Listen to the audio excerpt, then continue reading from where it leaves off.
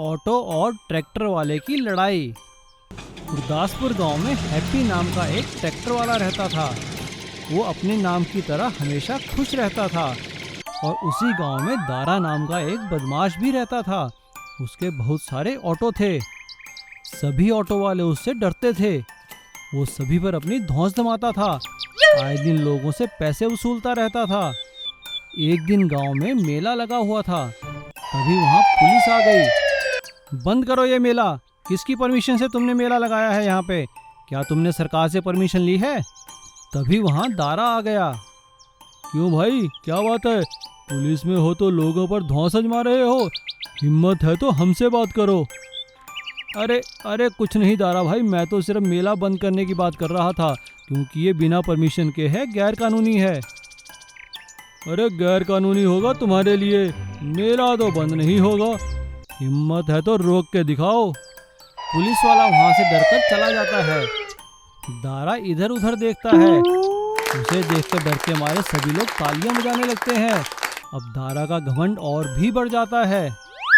जब वो मेले से बाहर निकलता है तो वो देखता है कि उसके ऑटो के पास एक आदमी सहारा लेकर खड़ा था। अबे ओए, कौन है तू?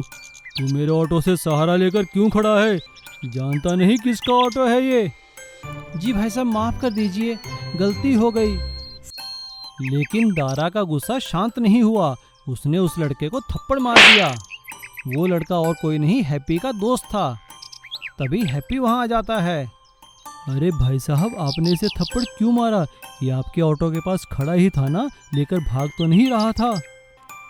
अच्छा, मुझे कानून सिखाता है? तूने भी मार खानी है क्या? हैप्पी समझ गया कि अब इसे सबक सिखाना ही पड़ेगा और इसका घमंड तोड़ना ही पड़ेगा। हैप्पी ने दारा से कहा, भाई साहब, थप्पड़ों से कुछ नहीं होता। आपकी गाड़ी को इसने हाथ लगाया तो चलिए गाड़ियों में ही मामला निपटाते हैं। आप मेरी गाड़ी और अपनी गाड़ी की लड़ाई कराइए। एक रस्सा बांधकर खींचते हैं। जिसने जिसकी गाड़ी को खींच लिया वो जीत जाएगा, और जो हारेगा वो दूसरे के मुंह पर कालख लगाएगा। और अगर आप जीत गए तो आप जितने चाहे मुझे थप्पड़ मार लेना। दारा घमंड में इतना चूर था कि वो भूल ही गया कि हैप्पी के पास तो ट्रैक्टर है और उसके पास ऑटो। दोनों की गाड़ियों को मुकाबले के लिए मैदान में लाया गया। बीच में लाकर दोनों की गाड़ियों को एक रस्से से बांध दिया गया। मुकाबला देखने के लिए वहां भीड़ इकट्ठी हो गई। दारा ने अपने सभी ऑटो एक साथ जोड़ लिए और ट्रैक्टर को खींचने की बहुत कोशिश की, लेकिन ट्रैक्टर टस से मस नहीं हुआ। और तभी हैप्पी ने अपने ट्रैक्टर से दारा के सभी ऑटो को खींच लिया। दारा के सभी ऑटो पलट गए और उसे चोट भी लगी। हैप्पी ने ट्रैक्टर से उतरकर दारा को उठाया और उससे कहा, भाई साहब, लड़ाई झगड़े में कुछ नहीं रखा। अभी भी वक्त है, संभल जाइए। इतना घमंड अच्छा नहीं होता। ऑटो वाले दारा और ट्रैक्टर वाले हैप्पी की लड़ाई में जीत हैप्पी की हुई। दारा को अब समझ आ चुका था और उसका सारा घमंड टूट चुका था। हेलीकॉप्टर रिपेयर वाला। मुंशी राम एक एरोनॉटिकल इंजीनियर था। वो एक बड़ी कंपनी में हेलीकॉप्टर रिपेयर का काम देखता था। हेलीकॉप्टर रिपेयर की पूरी वर्कशॉप वही संभालता था। वो काम करने में बहुत माहिर था। पूरी कंपनी वाले उसके काम की तारीफ करते थे। हेलीकॉप्टर में कोई भी कमी हो वो उसे ठीक कर देता था। हेलीकॉप्टर्स के सभी पायलट भी मुंशी राम की तारीफ करते थे। वाह मुंशी राम भाई, तुम्हारे जैसे हेलीकॉप्टर रिपेयर करने वाला हमने कोई नहीं देखा। ये हेलीकॉप्टर तो उड़ भी नहीं सकता था, लेकिन आपने इसे उड़ने काबिल बना दिया। थैंक यू सर, ये तो मेरा काम है। लेकिन मुंशी राम के अंदर एक बहुत बड़ी कमी थी। वो बहुत आलसी था। वो आज का काम कल पर टाल देता था। एक दिन एक हेलीकॉप्टर रिपेयर होने के लिए उसके हैंगर में आता है। देखो मुंशी राम, इस हेलीकॉप्टर को रिपेयर करना बहुत ज़रूरी है, क्योंकि बचाव कार्यों के लिए यही हेलीकॉप्टर इस्तेमाल होता है। ठीक है सर, कर दूंगा, आप क्यों फिक्र करते हैं। लेकिन आदत अनुसार मुंशीराम उस रिपेयर को कल के लिए टाल देता है और अपने घर चला जाता है। घर आते ही मुंशीराम का बेटा उससे कहता है, पापा पापा, कल हम पिकनिक पे जा रहे हैं। कहाँ जा रहे हो बेटा? पापा पापा, हम पहाड़ी वाली झील पर जा रहे हैं। सुना है वो बहुत ही सुंदर इलाका है।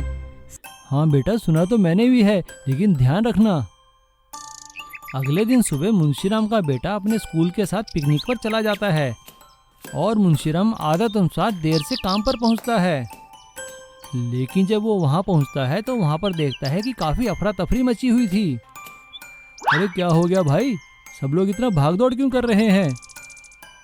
अरे मुंशीराम जी, आपको नहीं पता, पहाड़ी वाली झील के पास कुछ बच्चे झील में फंस गए हैं। वहाँ बहुत तेज तूफान आया है। ऑपरेशंस इंचार्ज आए थे हेलीकॉप्टर के लिए पूछने, लेकिन आपने तो इसे ठीक ही नहीं किया। अब बचाव कैसे होगा? ये बात सुनते ही मुंशीराम के पैरों तले जमीन निकल जाती है। अब उसे अपनी गलती का एहसास होता है और वो तुरंत ही 1 घंटे में हेलीकॉप्टर ठीक कर देता है। पायलट हेलीकॉप्टर ले जाकर बचाव करते हैं और सभी बच्चों को बचा लिया जाता है। ऑपरेशंस इंचार्ज मुंशीराम से कहते हैं, देखा मुंशीराम, आज तुम्हारे आलस की वजह से तुम्हारे बेटे की जिंदगी खतरे में पड़ गई थी। मुंशीराम को अपनी गलती का एहसास हो जाता है और वो कभी काम में आलस न करने की कसम खाता है। जेसीबी रिपेयर वाला। राम सिंह एक मैकेनिकल इंजीनियर था। इंजीनियरिंग के बाद उसने नौकरी ना करके अपने ही गांव में एक छोटी सी वर्कशॉप खोल ली। उस वर्कशॉप में वो जेसीबी और बाकी अर्थ मूवर्स की रिपेयरिंग करता था। जेसीबी में कैसी भी खराबी हो उसे ठीक करना उसका बाएं हाथ का काम था। वो अपने काम को बहुत लगन और ईमानदारी से करता था। सभी लोग उसकी तारीफ करते थे। वाह बे राम सिंह, मैकेनिकल इंजीनियर होने के बाद भी तुम यहाँ पर हाथ काले कर रहे हो और जेसीबी रिपेयर का काम बड़ी ईमानदारी से करते हो। तुम्हारी मेहनत देखकर हम बहुत खुश हुए। Thank you sir. अपना काम करने में कैसी शर्म, मैकेनिकल इंजीनियर हूँ तो क्या हुआ, काम तो काम ही होता है ना सर। तुम्हारे विचार सुनकर मुझे बहुत अच्छा लगा। आज से मेरी कंपनी की सभी जेसीबी तुम ही रिपेयर करोगे। Thank you sir. Ram Singh के पास काम की कमी नहीं थी। उसने अपनी सहायता के लिए अपने वर्कशॉप में 3-4 लड़कों को भी रखा था। एक साल काम की आपाधापी से थकान मिटाने के लिए राम सिंह अपने परिवार के साथ हिल स्टेशन पर घूमने जा रहा था। लेकिन तभी रास्ते में काफी ट्रैफिक जाम हो गया। राम सिंह ने गाड़ी से उतरकर पूछा, क्या बात है भाई साहब, इतना ट्रैफिक जाम क्यों है? कुछ नहीं भाई साहब, यहाँ से 1 किलोमीटर आगे बहुत बड़ा लैंडस्लाइड हुआ है और एक मकान उसमें दब गया है। पुलिस और प्रशासन बचाव की कोशिश कर रहा है। उस मकान के अंदर 6 लोग फंसे हुए हैं। राम सिंह गाड़ी से उतरकर पैदल ही आगे देखने के लिए निकल पड़ता है। वहां पर एक जेसीबी बचाव कार्य में लगी हुई थी, लेकिन अचानक सभी लोग परेशान हो जाते हैं। अरे भाई क्या हुआ, जेसीबी क्यों रोक दी? सर लगता है इसमें कोई खराबी आ गई है, मैं देखता हूँ अगर ठीक हो जाए तो। अरे देखो भाई जल्दी करो, मकान में लोग फंसे हुए हैं, उनको बचाना बहुत जरूरी है। दूसरी जेसीबी आने में पता नहीं कितना समय लगे। वहां खड़ा राम सिंह ये बातें सुन रहा होता है। वो देखता है कि जेसीबी का ड्राइवर जेसीबी ठीक नहीं कर पाता। तब राम सिंह उसके पास जाता है। भाई जेसीबी में क्या हुआ? एक पुलिस वाला राम सिंह से कहता है, अरे साहब आप जाइए यहाँ से, इसे अपना काम करने दीजिए। राम सिंह हंसकर पुलिस वाले से कहता है, देखिए सर, मैं एक मैकेनिक हूँ, मैं आपकी जेसीबी ठीक कर सकता हूँ। यह बात सुनकर सब हैरान हो जाते हैं। राम सिंह 10 ही मिनट में जेसीबी ठीक कर देता है और दोबारा से बचाव कार्य शुरू हो जाता है और जेसीबी समय पर मलबा हटाकर मकान में फंसे लोगों को बचा लेती है। जेसीबी देखते ही देखते सारा मलबा साफ कर देती है। सभी लोग राम सिंह का धन्यवाद करते हैं। अरे नहीं सर, धन्यवाद की क्या बात है, ये तो मेरा फर्ज था। और सड़क खुलते ही राम सिंह अपनी छुट्टी बनाने हिल स्टेशन की ओर निकल पड़ता है। सभी लोग तालियां बजाकर राम सिंह को अलविदा कहते हैं। बिजली ट्रांसफार्मर और चोर। चंद्रू एक बहुत ही शातिर चोर था। पूरे इलाके के लोग उसकी चोरियों से परेशान हो चुके थे। पुलिस भी उसे अभी तक पकड़ नहीं पाई थी। वो हमेशा पुलिस को चकमा देकर फरार होने में कामयाब हो जाता था। एक दिन पुलिस वालों को खबर मिलती है कि चंद्रू एक ज्वेलरी शॉप से गहने चुराने आ रहा है। पुलिस वाले वहाँ घेरा डाल देते हैं। चंद्रू को देखकर इंस्पेक्टर बोलता है, चंद्रू, हमने तुम्हें घेर लिया है।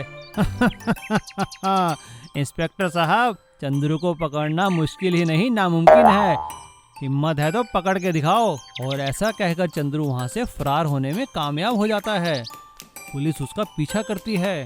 भागते भागते चंद्रू जगन नगर में पहुँच जाता है। वहाँ वो देखता है कि कुछ मजदूर एक जगह एक चबूतरा बना रहे थे। वो मजदूरों का वेश धारण कर उन्हीं मजदूरों में शामिल हो जाता है और ईंट और रोड़ी से भरा तसला उठाकर वहाँ काम करने लगता है। चंद्रू बड़ी चतुराई से हीरों से भरी थैली को उसी चबूतरे में दफन कर देता है। तभी पुलिस उसका पीछा करते करते वहाँ पहुँच जाती है। इंस्पेक्टर चंद्रू को पहचान जाता है और उसे पकड़ लेता है। चंद्रू को 5 साल की जेल हो जाती है।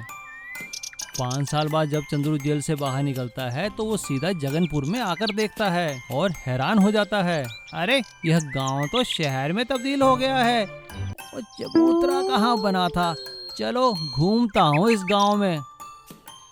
तभी चंद्रू देखता है कि उस चबूतरे पर तो बिजली का बहुत बड़ा ट्रांसफार्मर लगा था।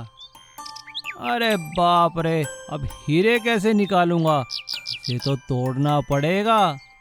चलो रात में कोशिश करता हूँ। चंद्रू रात में आकर ट्रांसफार्मर को तोड़ने लगता है। तभी आवाज सुनकर कुछ लोग बाहर निकलते हैं। अरे कौन है वहाँ? चंद्रू वहाँ से भाग जाता है। 2 दिन बाद रात को फिर चंद्रू वहीं आता है और ट्रांसफार्मर तोड़ने का कुछ उपाय सोचने लगता है।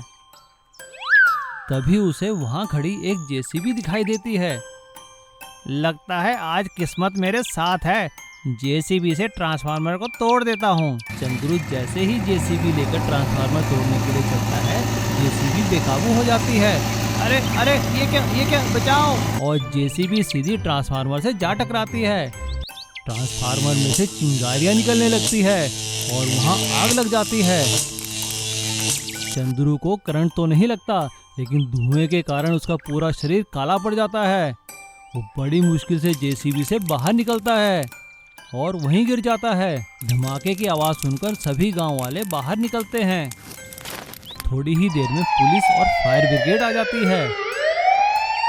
पुलिस चंद्रू को गहनों के साथ पकड़ लेती है और उसे फिर जेल हो जाती है। Please subscribe.